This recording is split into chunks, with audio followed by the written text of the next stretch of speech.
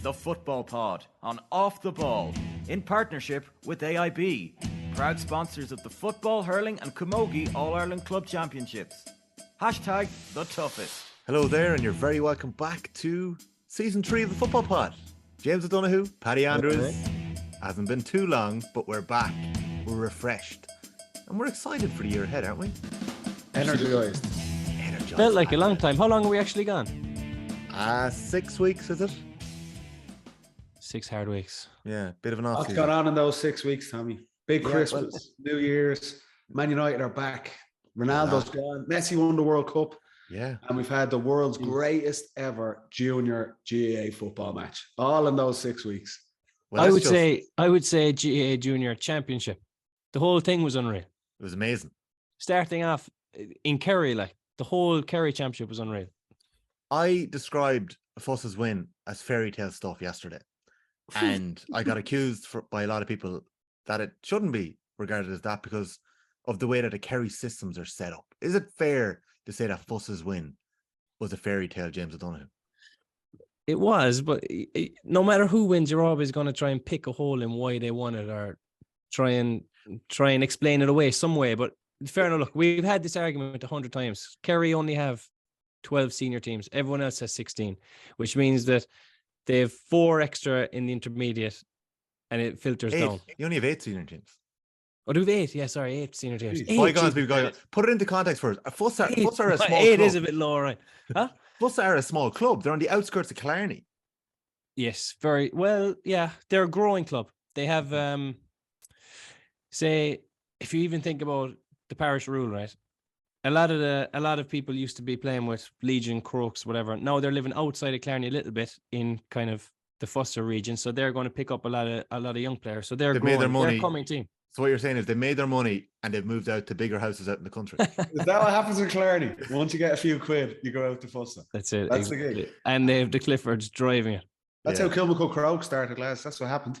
There you go. So I have one burning question from yesterday. Jimmy, what is the golden nugget? Is the golden nugget a boozer? Is it the Chinese? Is it both? I don't know. I was listening. Depending on the night of the week. I need to be in the golden nugget. I think it's going to be a bit of everything tonight, I reckon.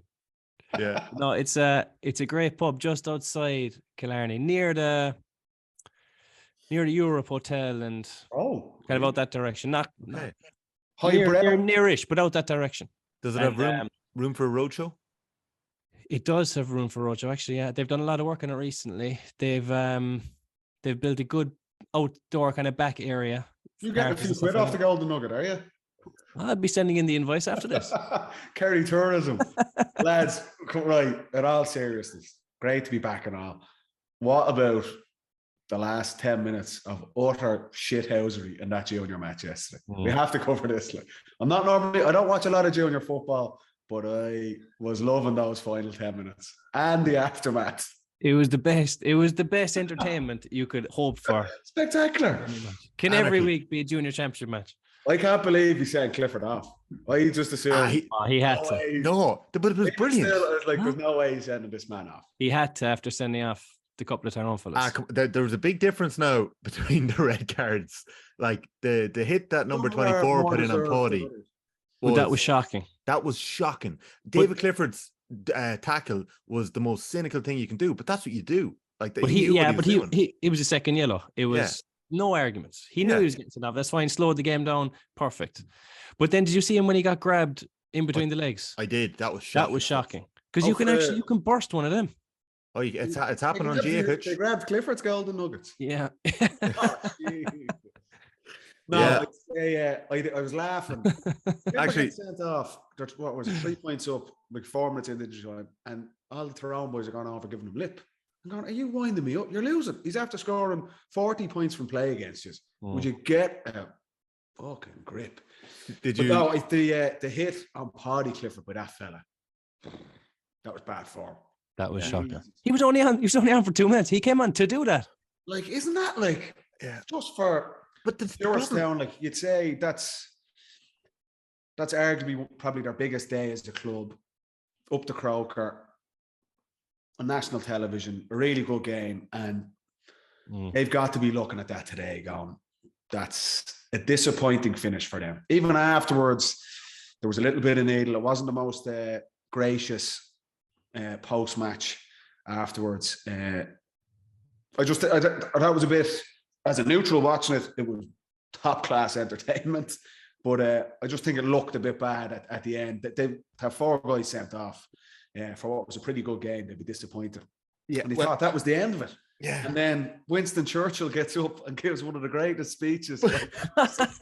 Hey, I'm no doctor. I was nearly going drive into. Don't say he was concussed. I'm no doctor, but come on. There had to be an element of that. But the He fact took he was some covered in wallop. blood was classic.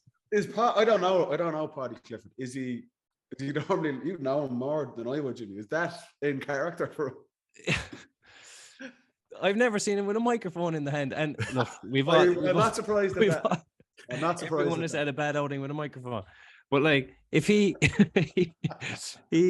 he gets up, and in fairness, he says what's in his mind at that second. Like anywhere, even I was playing with him with his carry this year. No matter what it was, if he had something to say, it would just blurt I out. have to say, And it's actually refreshing. But I suppose He was clinically comedy concussed. gold. It was comedy gold the he last day. In kicked fairness, off, and I thought he was taking this because the first thing he says out of everything is, "I'd like to thank Crow Park and the ground staff." Crow Park pitch has never looked as burnt out as it has, and I was like, "He's gonna have to wind them all up here. This is gonna be a gag." And then he was kind of serious. Goes on to thank the ref, and it's like he just realizes halfway through, wait, he just sent me off. And But he he went- goes off on one. Doesn't Hey. he drive by he on went from the refs? ref. He went from the ref onto the bus driver. I didn't know where to go. But you know what?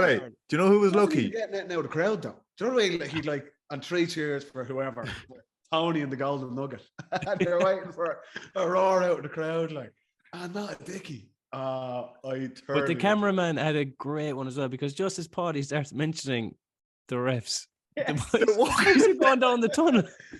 as if they've been scalded, like, Hey, I thought Larry McCarthy was going to get it too after calling him Paddy Fitzgerald. Another gaffe from the GA president. That was shocking. Come It has on. happened so, but it's fine if it happens once. It's happened with Declan Hannon's club, anyways. But like, Anyways, Paddy do you know what? He's an unknown player. Like, Yeah, I know.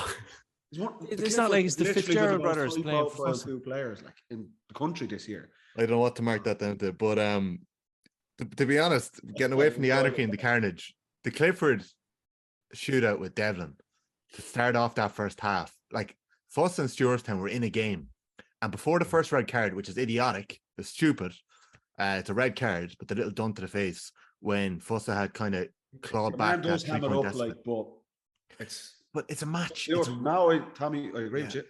You're giving the ref an excuse, and it's 100%. just you're running. I the risk. think if he didn't get sent off, the fullback was it Devine? Was he Devine or Devlin as well? It was Devlin too. Devlin as well. Yeah. Yeah. Darren If he Devlin, I doesn't think. get sent off, and they got within a point of Fossa, or maybe got level, I think they would have gone even tighter on Clifford then. But Oh, when they yeah. had to kind of come out and play a bit more, it left it wide open for Clifford.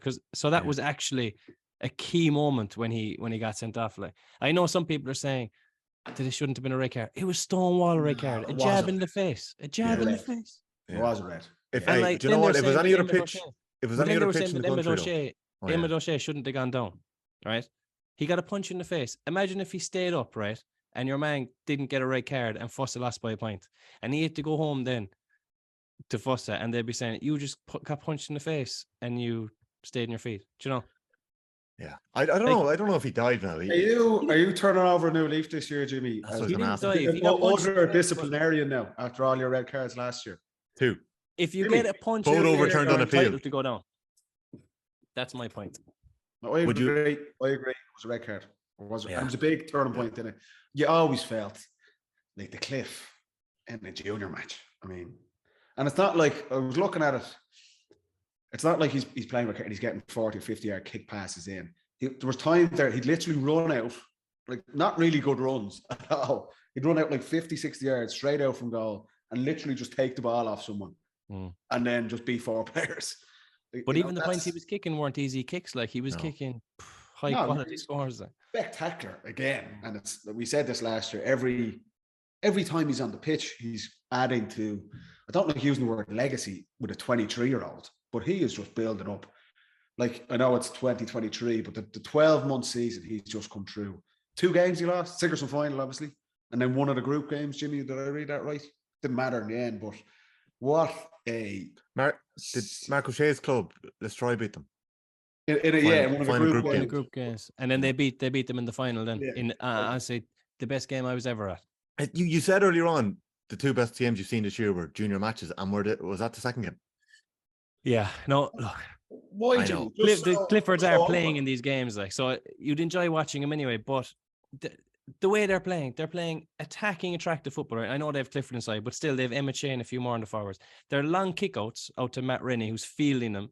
Great, well, yeah. His catching was unbelievable. They're kicking the ball, they're running, they're making mistakes, getting back, scramble defense, and next thing you watch Mike Cullen against Glenn. I swear to God, I couldn't watch it. I couldn't watch it again. The senior final coming up, Crokes and Glen, will be a cagey affair, I feel. Yeah. It'd be one for the purists, but that's the nature of it. We wouldn't have been great at it with the Dubs. When you're at the latter stage of championship, win the game. You were just begging, but what James was saying, you were just praying that Mike Cullen would kick the ball or just maybe put Cook on the edge of the square, try something different, because they got so far playing that style of football. And I know It's rugby league. If you go, people told me it's a very basketball heavy town as well, so you can kind of see it with the way the lads move. There's that influence. Didn't we say this last year with the inter-county championship with Derry? Yeah, that they had a really structured, so organised, well coached, and a brilliantly successful breakout year from which you never felt they were going to win the biggest prizes that ultimately get you so far. Yeah, there needs to be another level. Yeah, and that's moving from the club into, that's a nice segue into the inter-county season coming up. Totally. That's what we're excited to see in the next couple of weeks. Yeah. It's going to be crazy, lads. It's going to be absolutely there's a lot that's gone on, isn't there, in the off season? So many changes, coaches, high profile retirements. We could have kept this show going every week, lads. We'd be sick of the side of each other, but we'd a lot of content. A break was good, and actually, I might just stick on that for a second, because do you reckon David Clifford deserves a break, James? Because it was over a year ago since he was named to start in the Kerry team that destroyed Limerick in Jack O'Connor's first game in the McGrath Cup. Jack named a really strong team that night. He named a really strong team against Tip in the second round. David didn't play, Paddy did. And they went on and they won the McGrath Cup that year before they won everything else. Can they do that right away with the likes of David and Paddy Clifford, who missed the team holiday, who've been training away the whole time at Fossa, and even Shane Ryan and Paul Murphy, who've now won with Ratmore? Can they go straight back in, or what's going to happen? I heard he's going travelling, is he? Who? Clifford. No. 6 months. That's what I heard. The baby at home and everything. With Jack, right? If it was anyone else, I'd nearly say he'll get a good break, but Jack is a serial winner, and I reckon he'll try and get the boys back as soon as possible. And I've also seen Kerry's McGrath Cup games, and they're not going great, right? So say Donegal turn Kerry over at first league game, second league game is not going great. The boys are definitely going to be getting a call, like, come back in. So I think that, do they deserve a break? 100%. Should they be getting a break? 100%. But will they get a break? I'm not 100% certain on that. I think ideally a month is probably plenty. Do you know, 2 weeks of a complete break, back into it. They're probably looking forward to playing again, and it's a short season anyway this year, so I think a month will do them. Okay. What do you reckon? I'd be surprised if they didn't get that. I would say there's a 4-week block there from the 15th of January. Say, I don't want to see it for 3 weeks, come back in for maybe a meeting or a light training session the 4th week, and then you're back into it. That rules out probably I think it's the first 3 league games. I agree with that. And then he'd be mad for all to come back. I don't know. Personally, I'm going from your own point of view. That is a long season he's built up. He's played I think he's played every single match that could have been played. Even when Jack didn't want him to play, he brought him to Armagh, remember? And brought him on. Yeah, he was injured. He missed the Munster final, lads. He missed the Munster final with an injury. He picked up a hamstring injury when he was trying to balance the league and the Sigerson. And he also had an ankle injury around the time of the Dublin game. So, but you're just thinking, right? They were lucky to have him for that much. He is if Kerry going to defend us all Ireland title, I know this is absolutely stating the obvious. The man in the streets, he needs to be top of the pops. And I don't think a month away, and Jimmy, yeah, they lose to Donegal start of the league. I don't even think they will, but that is not the end of the world. I think he'll get a break and he'll come back, and he'll, unfortunately for everyone else competing with them, I think he'll just carry on and he'll still tear teams to shreds. For us supporters watching it, it is brilliant to see, because I honestly don't think I've ever seen anything like it. No, Just the consistency, and like, he didn't even do anything. His standards are so high. You're looking at that game yesterday. He scores 11 points. It was 8 from play, and you're just thinking that's just normal. That is not normal. But it's a joy to watch. A brilliant end for him, despite the red card. And I'd say he is getting a king's chair around the golden nugget as we speak. Rightly so. Round 3 of the league is February the 20th, and Mayo are bringing Kerry to Castlebar. So that might be when we see him next. And some of the other Kerry boys. Is that the third or the fourth game, Tom? That's the third game of the league. So there's going to be 2 rounds. There's going to be a break for the Sigerson Cup final and the hurling league to catch up. And then the football will come back then the 20th of February. So that'll be round 3 of the league. Lads, I'm going to leave our pre-season chatter for a couple of minutes, because I'd be afraid of repeating the exact same conversation that we had this time last year when James joined the pod, and we had a question about the validity of the pre-season tournaments. But we've obviously seen so many cancellations across the board. They are important games for some managers and some teams when it's this early, so we might come back to it in a couple of minutes. We are in the first episode of the 3rd season of the Football Pod. We're delighted to have you all along with us, listening in. If you haven't subscribed, do subscribe. And just a reminder that the Football Pod is brought to you every week by AIB, proud sponsor of the GAA Senior Football Championship. Check out hashtag the toughest for more. We're going to be back right after this with Paddy and James's teams to watch in 2023.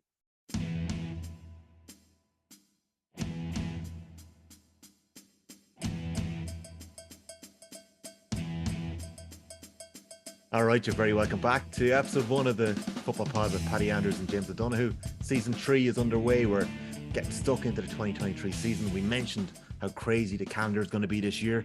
The league is going to be more important than ever. And then from April the 8th until July the 30th, the GAA are squeezing in 99 championship games in 113 days. It is going to be so intense, lads, once it picks up. Paddy, you'll be doing a bit of TV stuff with GAA Go. Oh, yeah. Yeah. Yeah. So you'll be flat out every weekend. I'll let go to all the games every weekend. Myself and the great Michael Murphy. He's dipping his toe in his first summer out of the championship in, I'd say 15 years, probably, is it? For Murph. At least, yeah. Mark O'Shea. The O'Sheas get in everywhere. Can't get rid of them. Hanging around like a bad smell. But no, we're doing GAA Go, replacing the Sky package from last year. So it's really good. We've done a good bit of work on it so far. I think it'll be a really, really good, well, I hope so, a really, really good addition to the Summer Championship. So what's your gig? Are you on CoCom, or is it like sideline reporter? A little bit of both, Jimmy, I'd say. A little bit of both, wherever they put me. I think analyst mainly, and if I annoy the shite out of them too much, they'll put me up in the commentary box then as well. But no, looking forward to it. Yeah, so it should be good. So many games. Yeah. Do you do Saturday and Sunday? Yeah, mostly Saturdays. It's kind of like the old Sky timetable where they were doing a lot of Saturday evening games. But then there's a couple of double headers, Sunday games as well. So like Tommy saying, there's more games, which is what everyone was crying out for. All the players were crying out for. So it's an exciting thing to be a part of. So looking forward to it. Definitely. And you'll both be covering games on the Sundays for Off the Ball over the summer too, which will be great.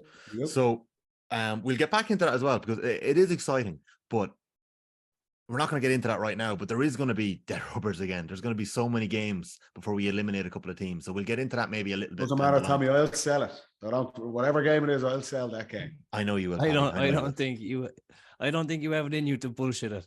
You're just going to say straight out, lads, I could not be arsed watching this. See you next week. No. See you next week.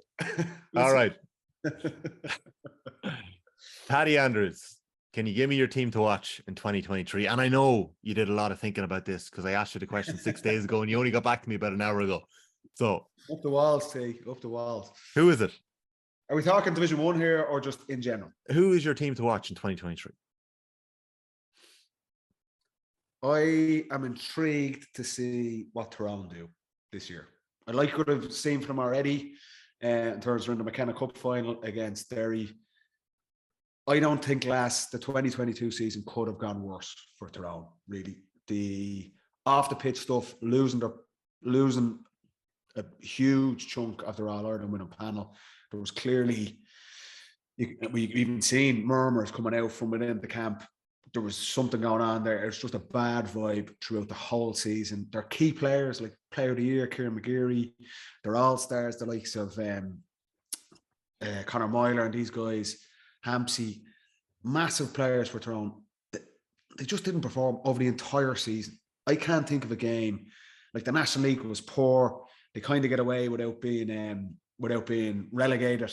They go into the Ulster Championship and they're wiped in Omagh by Derry. And then they finish again, wiped by Armagh in the athletic grounds. So you expect a massive bounce back from them. And that's what I'm looking for. Tyrone are better than what they showed last year. There's no two ways about it. Will they get back to All-Ireland winning levels of the previous season? I don't know if they have that in them, but we've already seen in the first couple of weeks of the season, they're going to be a different animal this season.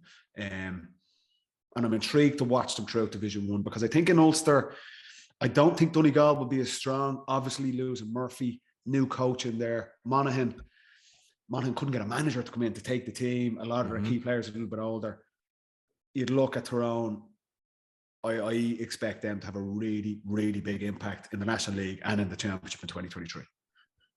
Interesting to hear that. And without rehashing the entire year that they had, looking in from the outside, can you pinpoint any one reason why it just didn't happen for them last year?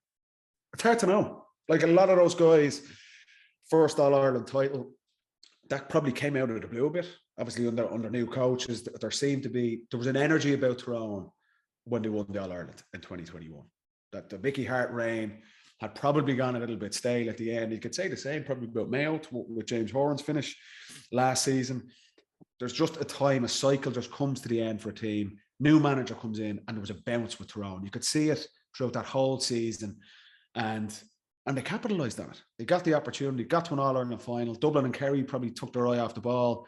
Dublin's cycle was probably coming to an end that period as well in 2021. And they nailed it. And they were deserving All-Ireland winners. And they just didn't really cope with that. We flagged this. Jimmy, his first utterance as a pundit, he was writing them off, saying they'd be relegated. And he wasn't far off. There just seemed to be, they never got going right from the get. They were hammered in the McKenna Cup by Cavan. McKenna Cup on all the pre-season tournaments, that one is taken the most serious out of the four. So you do get a little bit of an insight. And from January for the whole season, Tyrone never got out of second gear, really. So key players didn't perform well. They lost a lot of their backup. These guys that were having impacts off the bench when they won the championship in 2021.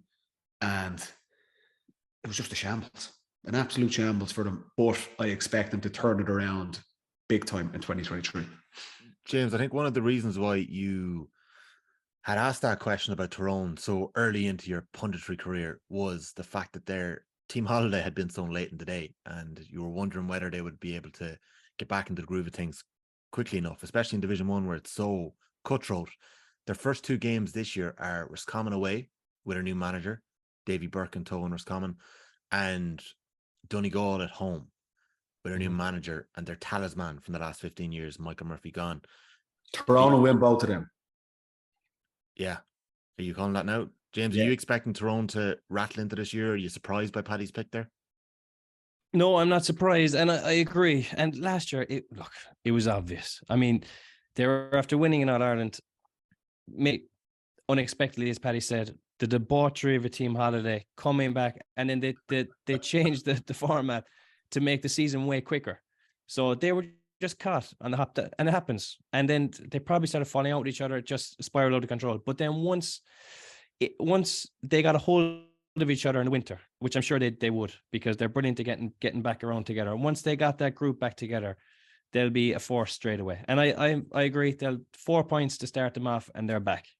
And you have the Canavans to Jimmy- look forward to, and you have McShane come back, looks good in the clips I've seen. Yeah. They can sharp. get exciting very quickly again. Jimmy, how many clear the air team talks would you say Tyrone had last season? Double figures? How many weeks was the championship? 1 a week? Every No. Monday night, we were recording the podcast and Tyrone were having a clear the air meeting. It's not They definitely personal, were, lads, like. but I've got to call people out here every Monday, I'd say, with Tyrone. I For would a say solid definitely. 3 months. Yeah, but like, do you know, when it keeps going wrong, everything loses its value. They probably needed a complete break from each other, get back to the club scene, enjoy that, and then have one proper chat where we said, are we going at this properly or not? Nobody dropping out halfway through the year, any of that stuff. We're going at this properly. One last clear the air. There's one more. Yeah. I'm sure they keep one in the locker. If episode 2, well, actually, to be fair to the people of Tyrone, they were talked up very early on in season 1 of the Football Pod when they went on to win the All Ireland. At the start of season 2 of the Football Pod, James had questions about them very early on, and Paddy has now tipped them to do well this year. Oh, And if you want to do take that as a well. good sign, I don't think they win the All Ireland. that's okay. Do well is fine. But if Right. you want a sign for how well these predictions have been going on the Football Pod, this is what Paddy Andrews had to say last year on the Football Pod. He was asked for his team to look for in 2022, and the first team that Paddy Andrews said, What? Galway. Ah. Now, I'm Take going to go that. into the next words. The next words were Kildare and Cork. So you weren't so good after that, but we're only asking you for one No. this year. No, you're stitching me up there. Okay, Galway. let me read you what you said, right? Interested in what Galway, Kildare and Cork do with their changes. All sleeping giants. Time for one of these counties to get the finger out and start pushing into the top tier teams. Let me stop you right there. So I said I'm interested in those teams, which I was. It's time for one of them to kick on, which Galway did, and the other two were burnt out for the rest of the season. Next So line. I'm happy Spot enough on. with that. No, next Move line's on good. to Jimmy, please. Tyrone overachieved in 21, so it's interesting to see how they kick on Very and what the interesting. win will do for their confidence. Mayo and Donegal are on the way down. Oof. Lads, crystal ball. Other than that, And yet you backed Donegal every week then in our predictions. every week. I'm not They're going good to on paper. Donegal this year. No, I James can't. O'Donoghue, Finish before I ask you for your team to watch in 2023, the first word out of your mouth when I asked you this question last year, Did a drive by on Tyrone, like. Offaly. Offaly will be interesting in Leinster Division 2. Championship. No. Yeah, Offaly will be interesting in Division 2. interesting. Will they play the under 20s or do they just need to survive? Our man must think Ulster is there for the taking if they have a All right. strong lead. Yeah. But my team to watch, this is another good call. So I'm really interested to hear who you have this year. My team to watch for 2022 are Derry. They only lost by a point at Donegal last year. They would have learned a lot in Division 2, and I reckon they could rattle Ulster. And Ulster champions they were. Oh, so I backed Tyrone to Have a shambles. struggle and Derry to win Ulster. You'd almost think we I know. reckon what I we're would have talking about. got I think 51 on that double. we need to do a wee collective accumulator every week, lads. James O'Donoghue, don't ruin it all now. Who is your team to watch in 2023? Awfully. Okay, I have gone to Division 2. Okay. Some good teams in Division 2. And you'll probably be surprised seeing as I'm a Kerry man, but I am going for Cork. Huh? Yeah. Were you in Team the to Golden watch. Nugget today, were you? I'm telling you, John Cleary is already doing a good job there. He has Kevin Walsh in with him after shoring up the training, great defensive system. They're already going well in the McGrath Cup. They also got to the quarter-final last year. And remember Decent how showing much against we were Dublin. questioning them last year through the league, through the championship. But they held Kerry and Parky in. It got to the quarter-final. And this year, they have serious bodies back, right? I just wrote them down. Killian O'Hanlon is back to challenge for midfield. Conor Corbett is coming into the full forward line. He won All Ireland Minor and the Munster 21. And it actually was 20s, I think it was actually playing that day. He got 2-4 against Kerry from wing forward. They've Cathal O'Mahony as well, who won the under 20s and got 1-5 in the final. Very impressive. Like these football. fellas are actually serious operators, but I will say about Cork, they have some excellent players, and then they have a couple of fellas who just probably aren't of the same standard. There's a bit of a gulf, but I think with these fellas coming back, they could be a serious outfit. Okay. They also have Sean Meehan. They what also are have we Sean saying, Meehan. Jimmy? They also have Sean Meehan, right? Hang on, who Mark Cliffy to Yeah. no score from play. and was on Shane Walsh in the next round, was doing a great job, ripped his hamstring. He's Yeah, back. he had a couple of big injuries last year. Kevin Flav was out as well. What are They've we saying? Powder. What are we Powder's saying, after- Jimmy? What's interesting? What do you think Cork are going to do? I know exactly what Cork are going to do. They're going to qualify from Division 2, go up to 1. No, I'll tell you their Wow. fixtures, right? No, Listen, That is some call. No, I they're am not. telling you, listen to You this. are in the golden nugget. Cut off Listen his to mic this. I've done my research. Their fixtures. there. Once. Their fixtures, right? Now, bear in mind, they're going very well at the start of the year. They've obviously been training like dogs over the winter. A lot of teams probably won't be at the same level because they might target a different All right, stage of the year, right? How I much think the stock Cork are you going putting in early. the 5 goals they got against Kerry in the McGrath Cup? Because I didn't think we were counting preseason this year. Method to his No, we're madness. not, but He's done his research. that was only like the league is starting in 13 days. Do you know what I mean? Like it's no, like you need to be going well. If you're going to win your first couple league games, you need to be going well. Anyway, right. Who do they have at home first? Gimme Meath. You're not Go on, interested go on. in Rourke, what Rourke's going to do. We'll come back to that. 2 points. Then they have a very important game, right? Kildare away. But I'm backing them to Newbridge. win that as well, right? I'm They're backing not them to going to win win that. in Newbridge. Kildare bet the Dubs in Newbridge. Newbridge last year. Newbridge is a I know, fortress. but I think the Cork can keep it tight there. They like the smaller field. They like Parky Rin. Then they've Dublin at home, right? We'll scratch that off. They're still on 4 points. They've Limerick at home, 6. Clare away, 8. Loud away, 10. You wrote off Clare pretty quickly there. I'm going up to Paddy They've got Carroll 10 with points. And it's all on the last game. Derry at home, this.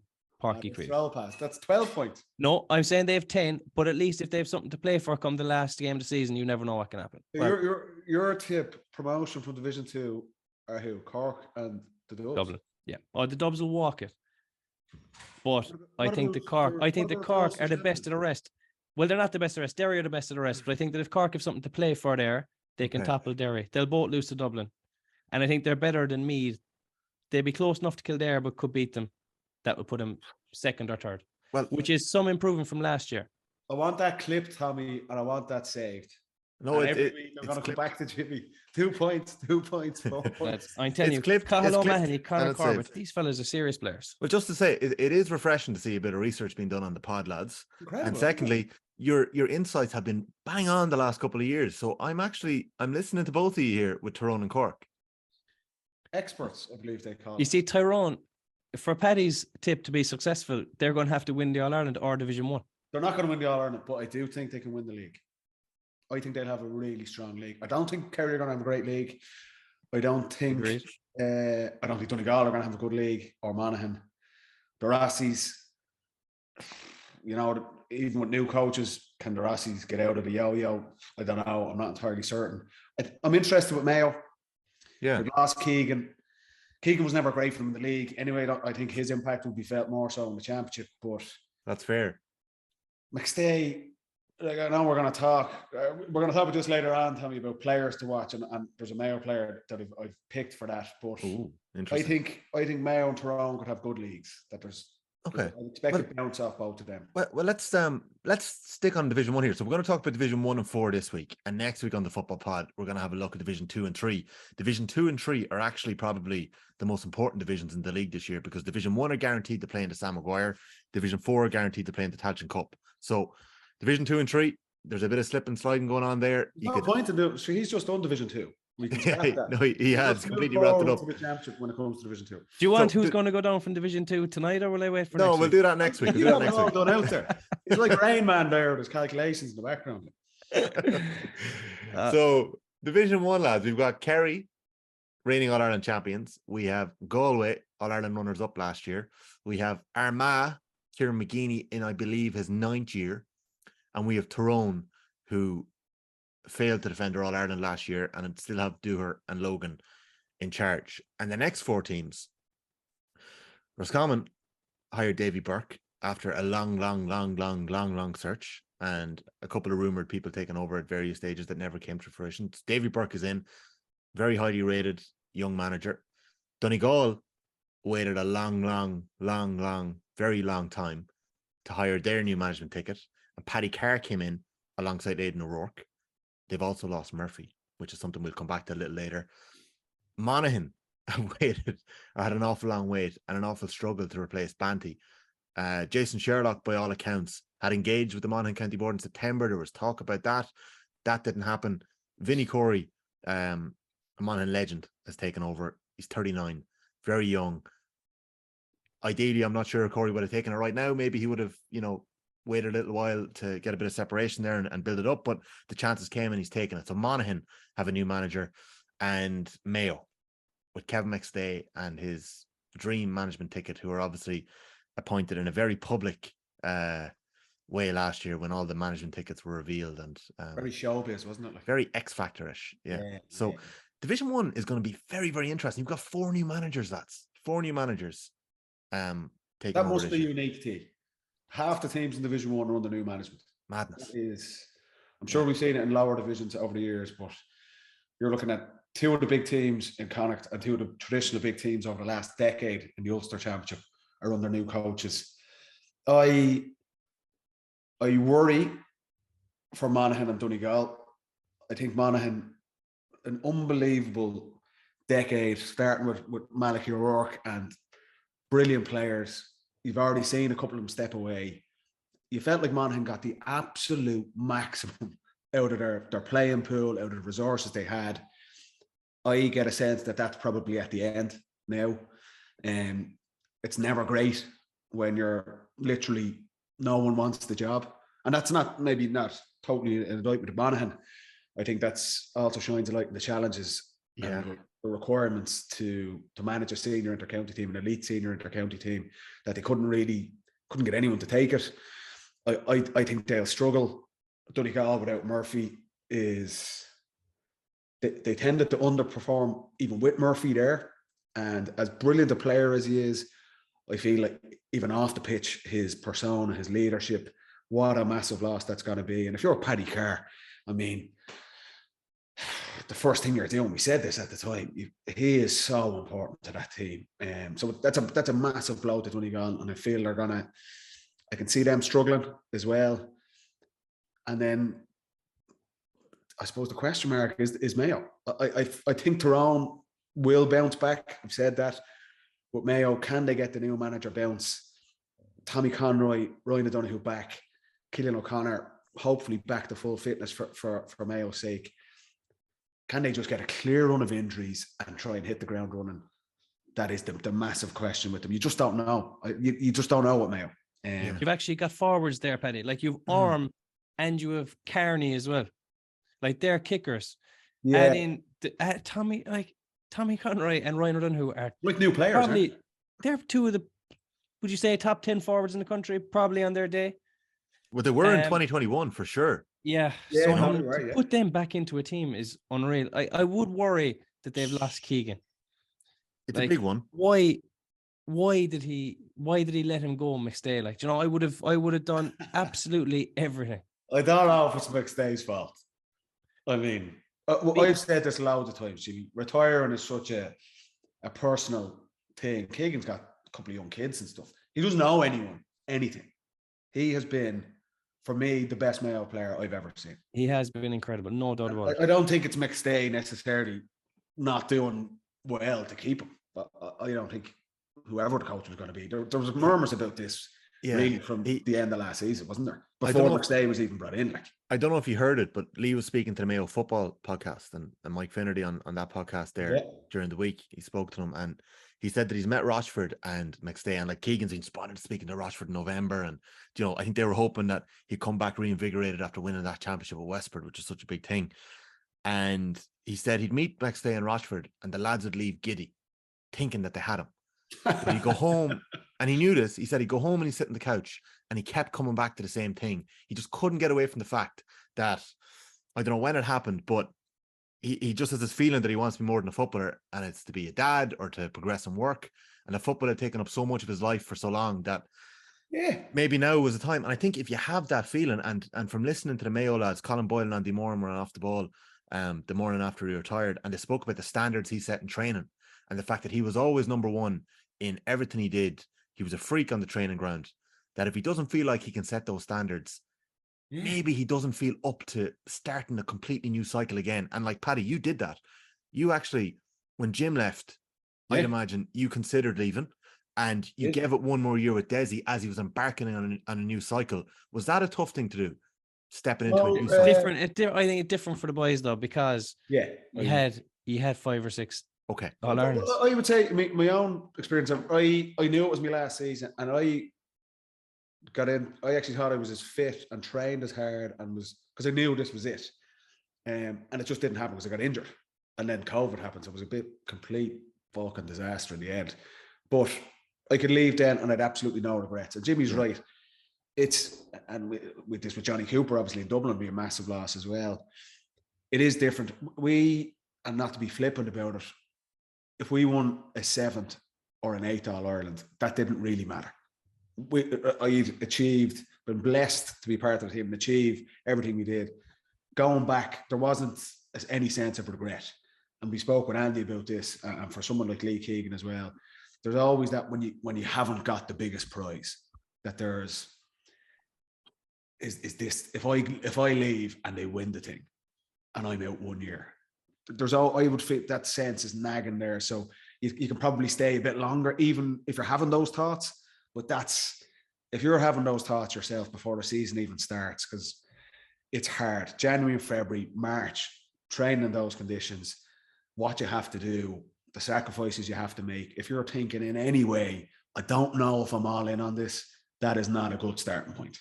And for Keegan, he doesn't owe anyone anything. And I'm sure that all the Mayo players and supporters and GAA fans around the country, we were on the end of him so many times. He's one of the best players I've ever seen.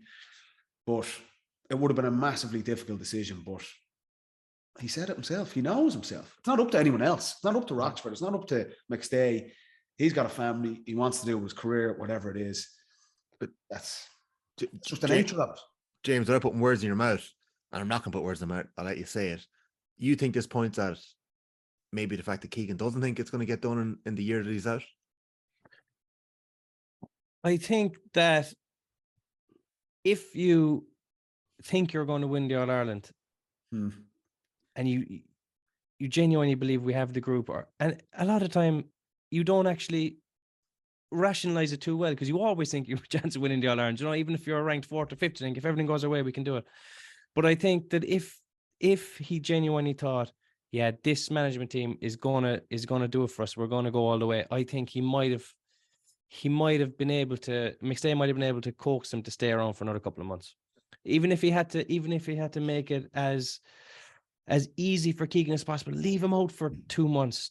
Tell him, go away, do your thing. Just be there at some stage. I just think it's such a loss for Mayo. And Paddy, you're right. Keegan can absolutely do what he wants. He's a legend. But I'm only talking about it from a Mayo point of view. Like, Keegan doesn't play like a 33-year-old. No. Keegan plays like a 25-year-old still. So you're writing Mayo off as well now? I'm not writing them off, but like, who would win a match, Offaly or Mayo? No, I think that the forwards coming back in for Mayo does make a massive difference. But I'm just thinking they are going to be interesting to watch them. There's going to be stylistic. To keep all these pieces of the puzzle. They are always interesting to watch. Yeah, but there's going to be stylistic changes from James Horan's last 2 years. Like, we are going to see some changes here.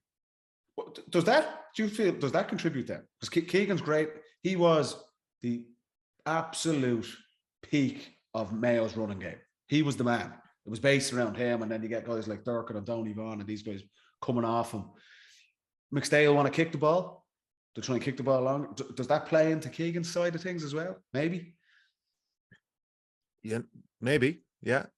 I just love to be in that conversation that they had, just to see. Just to see how. Please. James, anyone, please. James, don't give me the line that you'd already won one. But when you stepped away in the summer of 21, surely you were. It was different away. For me because I wasn't contributing. Okay. You know what I mean? Like, he's top the of boys. the game. The boys are still like a massive part of that journey. The heartbeat of the whole thing. Probably they were at the end. Murphy and Keegan. Yeah. Murphy, Johnny Cooper, and Keegan were all starting in these teams last summer. All absolute. I know 2 of them well, and would have played against Keegan. Like, heartbeat of standards, around the training pitch, just leaders, absolute, so important to the group, and they've stepped away. You know what does that? It's surprising. It's like, It is surprising you because normally see guys if they're. I think that the management. You know what I mean? Yeah, I just think that is like the number one thing when you're going in as a new manager. Keep hold of these fellas, just in some capacity, just for my first year, and it could always be the year. I definitely were thinking that. It'd be sad. You'd be sad to see them go, really, won't you? The three of them. Brilliant as fans now watching games. But look, I think that sport. It's this summer. You're going to hope who are the next 2 or 3 guys coming through that are going to light up the next 7 or 8 years of championship football. But those guys, there's 3 central characters of 3 of the most, like for a decade, those teams were like front and centre of the championship, along with Kerry, Dublin, Donegal, Mayo, Kerry, and 3 of those guys are absolute totems of 3 of those teams. So of course it's sad to see. You never like to see it, but the 3 of them are absolute legends in their own counties, and I think anyone who loves GAA respects what those guys have done. It's more than ever though, lads. It's a young man's game. It's the mid-20s. Like those 3 boys, they're all born in '89. They're all 34 next year. Nothing wrong with being 34, T. I'm not saying there's nothing wrong with it. I'm just saying you boys are sitting here now in the plush comforts. This isn't doing a easy. podcast. Look at Jimmy doing his research all over Christmas. Like. Yeah, but you're getting the same enjoyment out of talking about football as you did get playing it. 15 hard minutes work today. Maybe the lads looked at what you got. They don't fancy that. Smoke on his lunch break there. You're like back for this Cork. Give me a couple of Cork. Well, I'll tell you who I'm with you on Donegal, Paddy. I'm scratching them off after that. After all the times back in them. Without Murphy. And I think that again, another insight into that. I just don't see that management team washing this year for Donegal. Are you writing them off that quickly? This guy's on fire tonight, Tommy. What a man. He's killing it everywhere. You both are. I'm not writing them off, but I'm saying that they're not gonna win anything. Paddy McBurty was announced as captain this week. Yeah. Ryan McHugh's obviously still there. There's a hell of a lot of good footballers in Donegal. We've all fallen foul of the trap of Donegal on paper over the last couple of years, thinking that they have to be better than Ireland's on paper in the last 5 years. They have. It's very true. But could it not possibly? I'm not saying Murphy was hindering anything. He was everything. Could it herald a new era? Could it allow someone else to take charge? No. Okay. Yeah, that's all right. I tried. You're on the golden nugget now. Get out. Sorry, Donegal. I tried. Okay, so you don't have to completely nail your colours to the mast here, but your relegation candidates I'm hearing are Monaghan, Donegal, and Paddy. I'm not even going to say that you're calling Roscommon relegation candidates. I think the Rossies and Monaghan. Okay. I think it'd be between those 3, Roscommon, Donegal and Monaghan. I don't think Kerry will have a great league, but they'll be able to pull out of the bag towards the end. And I think the teams who will be fighting it out to win the league, I think Tyrone will go strong. I think Galway will be good. Mayo and Armagh, I wouldn't have them in that bracket. Even though Armagh are normally pretty good in the league, no, I wouldn't have them as winning the National League this year. James, Armagh were the rock stars of the league campaign last year. They got us all very excited. They rock star performances, true, but tailed off. Exactly. I think they'll be there and thereabouts again this year. Do you think they'll put much stock in it? I do. I think they'll put full commitment into the league. Definitely. I think a lot of teams will. Maybe Kerry. I think as well. If that Galway management team must have sat down at the end of the year and said, "Right, great year. What can we win? National title. Win that Division 1. That would be massive, and would take them on to another level again." So I think they'll be there and thereabouts. Are we cementing Galway as the number 1 team in Connacht? No, I don't think they're that far ahead. Not to cement it. Okay. I think that Mayo. I think that you never know what Mayo can do. Yeah, I think it's tight, but they're playing each other again in the early stages of Connacht, aren't they? They can't meet in the final. Yeah, they're bound to meet in the semi-final, I believe. I was well impressed with Galway's progress last season. The questions we asked about them, Keane O'Neill factor, the defensive structure they brought in, Shane Walsh, and you see what he's doing with Crokes now. He's like, it's like he nearly finally believes in himself that he's one of the best players in the country, because he is. The Comer conundrum, it was, I'm sure they would have looked at that All-Ireland final and said, look, we can't have this. If we want Shane Walsh to be brilliant, Comer has to sacrifice. I don't think he can afford to do that. I think Finnerty will be better this season as well, and they'll take huge confidence from last season. But also, yeah, I'm sure they would have. Knowing Divo and those guys, yeah, it was a good year and there was progress. But I'd still think they're fairly pissed off that they didn't win the All-Ireland final. Do you know what I mean? It's not like they're going away patting themselves in the back going, we're delighted. They'll be hurting from that as well. So I think Galway will have a big say again this year. I would have them as the best team in Connacht. Not by much, I agree, Jimmy, but I think they'll have a say in the championship. They've also added Ian Burke Yeah. to the Friend of the pod. To the friend of the pod, to the panel. We spoke to Ian on the day of the All-Ireland final at our In gig great with form. AIB in Croke Park. He was in great form, and it's good to see him back. But isn't that what they needed to? Former All-Star winner. But we were looking at the final, they just didn't have kick off the bench. And on top of that, Paddy, David Connors let us know on Twitter, a local Galway journalist, that Pádraic Joyce confirmed after their FBD League semi-final defeat to Mayo that Peter Cook is going to be rejoining the squad from Mike Cullen. So they're two big additions. Like, you're talking about Cook, who had a massive impact 2 or 3 years ago, and Burke, who's won an All-Star and is a multiple Club All-Ireland winner. The key. Two big additions, lads in their mid-20s, late 20s maybe.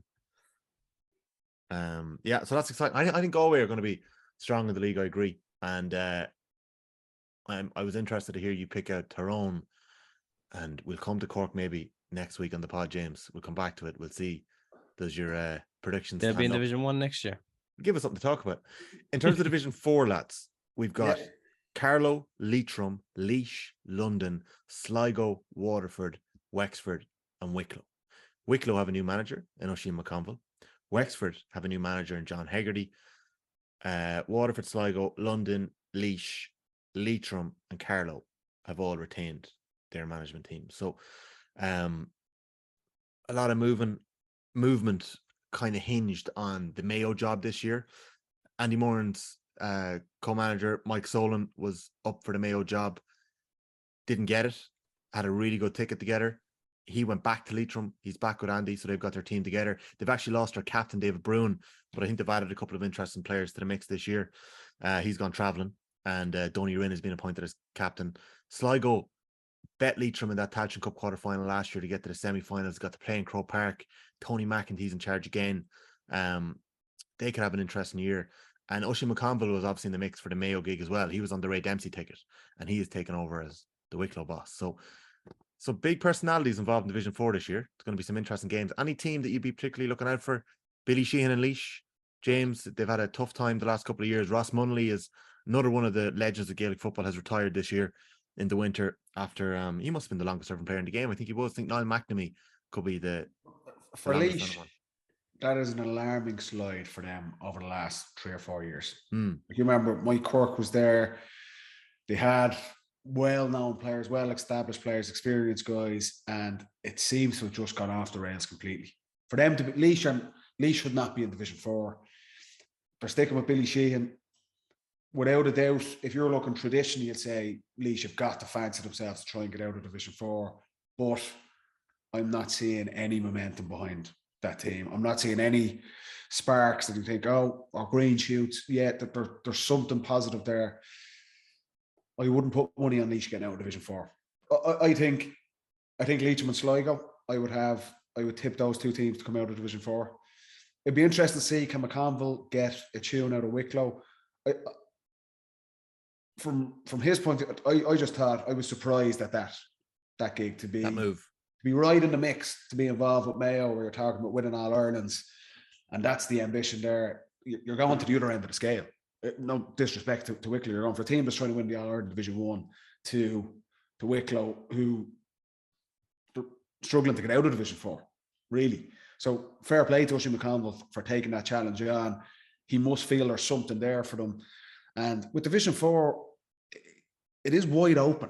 You know, we've seen it last season. London had a brilliant start to the campaign last season. Can they kick on again? It's a little bit of an unknown. But if you're looking, the teams that have shown a bit of progress over the last 18, 24 months, I would have Sligo and Leitrim under Tony McEntee and Andy Moran. I feel they're best placed to push on and get out of there.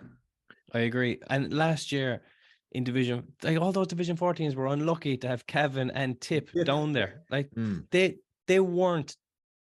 They're not Division 4 teams. You know, they're not. They're better than that.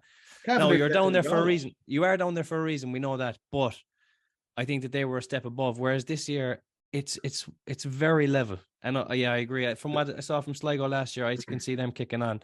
And obviously, we hope Leitrim can do something as well with Andy. But for sure, and it's much more competitive league for those teams too. And the one thing I'll say about Laois as well, I did get to see some of their game against Meath. I got to see the 3 Meath games in the O'Byrne Cup, and Laois have got the Port Arlington players back. Port Arlington are won the county championship 3 years in a row. Laois haven't had their best players available over the last couple of years. They had 4 players starting against Meath. That'll make a difference if you can get everyone back. I have a team I want to talk about in the next episode, Down, who have been getting a bit of a tune from Conor Laverty. Get your best players in the county on the pitch together. Get the right environment, and you never know what can happen, because counties like Down, like Laois, they have slid down the ladder, and they be teams that I'd be keeping an eye on this year. So, lads, very enjoyable. First episode back. I've one last question before we wrap it up, and we might pick up on it next week if we run a bit over here. From all the teams that have lost players this winter, who's had the toughest loss? You've got Donegal, who've lost Murphy. They're everything. You've Mayo, who have lost Lee Keegan. It was described as their best footballer and best defender best forward and best defender retiring on the same day. Dublin have lost Johnny Cooper, who was their captain under Desi Farrell for 2 years. And Clare have lost David Tuberty, the all-time National League record highest scorer. I don't know how I phrased that one. But, you know, a lot of big name players have retired. Ross Money retired from Laois. James, it is Donegal, isn't it? It is Donegal, because in fairness, Tuberty has been unbelievable. Top scorer of all time in the league, isn't he? Mm-hmm. But wasn't starting every game towards the end last year. And in Croke Park, they didn't start him in the quarterfinal. His role has changed slightly as well. I think he's played a bit more of a withdrawn role in the last couple of years, playing a bit deeper. Yeah. Dublin will lose Cooper's experience 100%. He's going to be massive. But they seem to just have so many fellas coming through. Now, they're not going to be of Cooper's level, obviously, straight away, but I would say they'll manage with it. Mayo have more coming back in than they do going out, which is going to kind of save them a bit, especially with Conray and Ryan O'Donoghue. So, I mean, Donegal, 100%. Losing Murphy is diabolically bad. I feel sorry for them. You know, I just think that he was everything. Captain, leader, legend, point scorer. He was. And it's a big loss for Donegal. Yeah, I agree with that. Yeah. I mean, do you know what? I was most surprised at that one. With Tuberty, like say, he's kind of, a lot of players, you kind of get the sense that they're approaching the end. Johnny starting games, he probably wasn't finishing out games. That's just age. It just gets to you. Keegan has had injuries. As brilliant a player as he was, you kind of got the sense there's been murmurs about Keegan for a couple of seasons that this might be his last. Whereas the Murphy one, I kind of felt like that was just a bolt out of the blue that he'd go. So, and just in terms of overall importance to a team, like say on, off the pitch, like if you're playing Donegal, how are we dealing with Murphy? Every team in the country has a plan to try and stop it. You take that out, what was already a poor couple of seasons for them, the Declan Bonner thing kind of petered out. I think he's an incalculable loss for them. Poor McBrearty is going to have twice the attention now as well, like, isn't it? Jesus. Not easy. Yeah. Not easy. Paddy, but on that note. Yeah, on that note, we'll leave it there. Last note to leave it on. From the 2017 All-Ireland final, there's 9 players, 9 dubs still left in the Dublin squad from that team. Yeah. And there's only 5 Mayo footballers from the team that played the 2017 6 years ago, T. That's a long time. It's a lot of dubs that are left. So I know you're losing Johnny Cooper and all that experience, but there's still a strong core there with the dubs. So we might come to that in episode 2 when we talk about the teams in Division 2. It feels strange to say that, but that is where Dublin are playing in the league this year. Lads, great to be back. You're very welcome back to everyone to the Football Pod for season 3. We're really excited to be with you for the year. We're going to be with you every Monday night throughout the season. So just subscribe to the Football Pod. You'll get the podcast every Monday night. So look forward to that. Get in touch on Instagram and Twitter if you have any questions for the lads, and we'll chat to you next Monday. Thanks, lads. Top class.